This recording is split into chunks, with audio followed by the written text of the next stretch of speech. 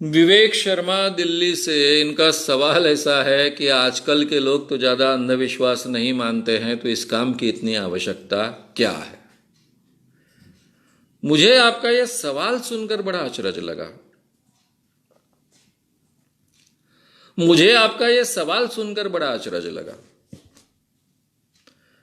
यानी मेरे मन में डाउट भी आया कि आप भारत में ही रह रहे हो कि भारत के बाहर रह रहे हो। आजकल के जमाने में अंधविश्वास बहुत कम है। मेरा तो अनुभव बहुत उल्टा है। उल्टा आजकल के जमाने में अंधविश्वास का प्रमाण बहुत बड़ा है। टीवी ने बड़ा योगदान इसमें दिया है। 90 के पहले केवल भारत में दूरदर्शन था। सरकारी दूरदर्शन होने के कारण उसको बहुत मर्यादाएं थी।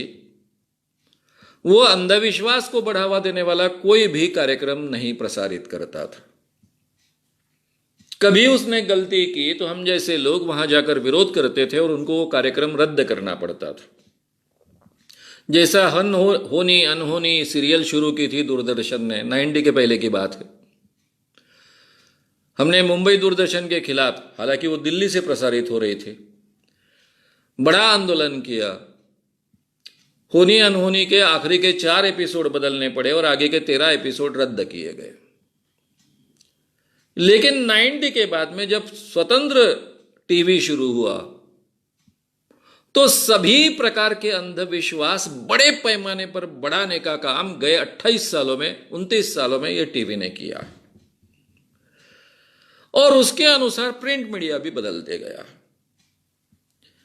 पहले 10 सालों के हमारे काम में महाराष्ट्र में यह स्थिति कम से कम निर्माण हुई थी कि कोई भी अंधविश्वास का समर्थन करने वाली न्यूज छापते वक्त 10 बार सोचता था। अगर किसी रिपोर्टर ने अंधविश्वास का समर्थन करने वाली न्यूज दी भी है तो संपादक उसको कहता था, अरे नीचे लिख, कम से कम 2 लाइन इसको जोड़ दे, नहीं तो अंधश्रद्धा निर्मूलन वाले अपने को तंग करेंगे कि इसमें कितनी सच्चाई है, नहीं है, पता नहीं है, ये तो अंधश्रद्धा निर्मूलन वालों ने ढूंढनी चाहिए। ऐसी 2 लाइन नीचे जोड़ देते थे।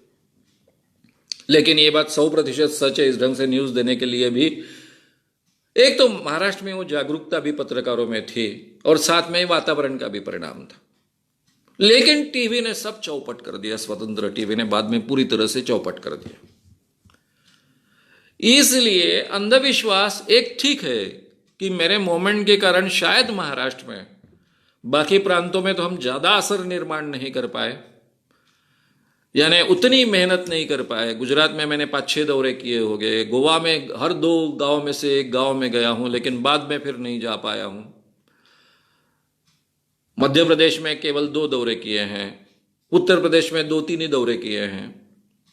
छत्तीसगढ़ में भी पुलिस के साथ में जो हमारे कार्यकर्ता काम करते हैं उतना ही वहीं तक हम सीमित है।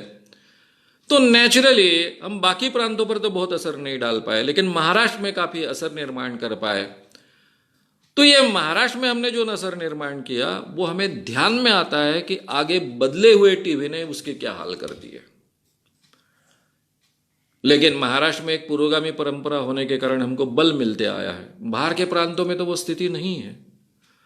आपका दिल्ली तो अंधविश्वास का गढ़ है। आप दिल्ली से यह सवाल पूछ रहे हो।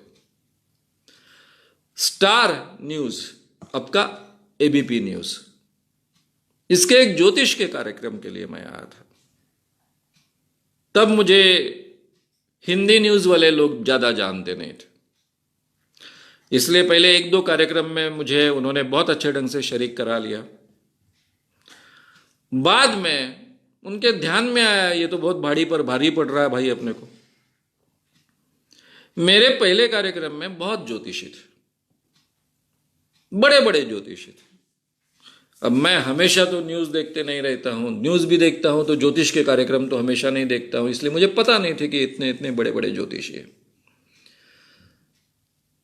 जब ज्योतिष, मैं अकेला और मेरे साथ में सनल थे, हम 2 लोग और एक वैज्ञानिक था। हम 3 लोग बोल रहे हैं रैशनली और बाकी सब के सब ज्योतिषी है। दिन भर प्रोग्राम चला, करीबन 10-12 घंटे का प्रोग्राम चला। बहुत उसकी देश में चर्चा हुई। फिर दूसरी बार मुझे वो प्रोग्राम के लिए बुलाया। ज्योतिषी मुझसे कहने लग गए कि क्या मानव साहब, आप क्यों इसके खिलाफ बात करते हो? आपने तो एक जमाने में खुद ज्योतिष लोगों को कहा है, और हमको आह्वान क्या देते हो आप? 25 लाख रुपए का। आपको शायद हम ज्योतिषियों के बारे में पता नहीं है। आपको पता है हमारे एक दिन की कमाई क्या होती है? यहां पर जो ज्योतिषी है उसमें से कम 12-13 ज्योतिषी ऐसे हैं कि जो एक अपॉइंटमेंट के 1 लाख के ऊपर लेते हैं और एक अपॉइंटमेंट 15-20 मिनट के ऊपर समय नहीं देते हैं। हमारे एक दिन के कमाई की आपको कल्पना है? और क्या आप 25 लाख रुपए का हमको आह्वान देते हो कि ज्योतिष सिद्ध कर कर बताओ, 25 लाख रुपए तुमको दूंगा?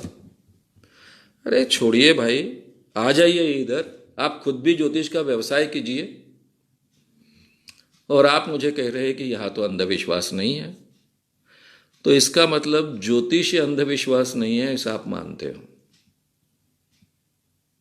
बाबाओं में चमत्कार है ये अंधविश्वास नहीं है ऐसा आप मानते हो? या तो फिर आप जिस क्षेत्र में हमेशा विचरण करते हो वो बहुत ही सुलझे हुए लोग हैं, इसलिए आपका अंधविश्वास के साथ पाला नहीं पड़ता है। केवल देहातों में अंधविश्वास नहीं होते हैं, दिल्ली तो अंधविश्वास का गढ़ है। मैं फिर से रिपीट कर रहा हूं, दिल्ली अंधविश्वास का गढ़ है। सारे भारत के अंधविश्वास आपको दिल्ली और मुंबई में मिलेंगे।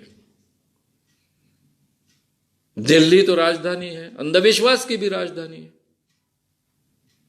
अरे भाई, जिस देश के गृह मंत्री फ्रांस में जाते हैं, राफेल का स्वागत करते वक्त नींबू मिर्ची लगाते हैं। नींबू मिर्ची कहां लगाई जाती है? आत्मा का प्रकोप ना हो इसलिए लगाई जाती है।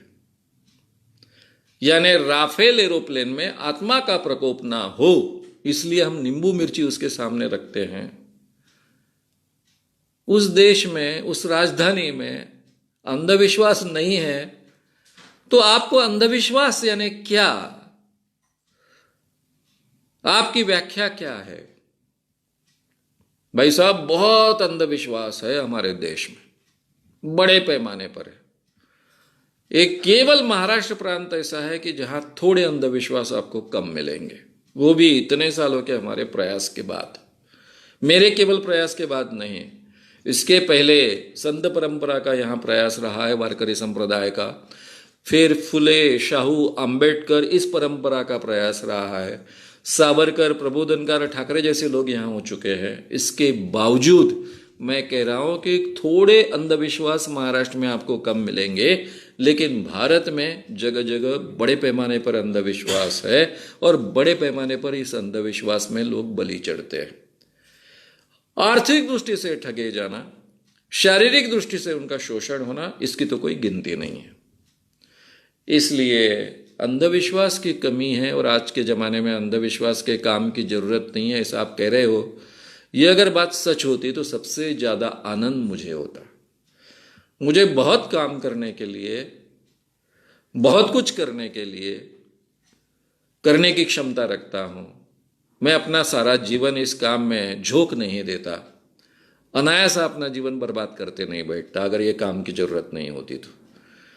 अगर इस काम की बहुत कम ज़रूरत होती है, बहुत कम अंधविश्वास हम में होते तो सबसे ज़्यादा आनंद मुझे होता।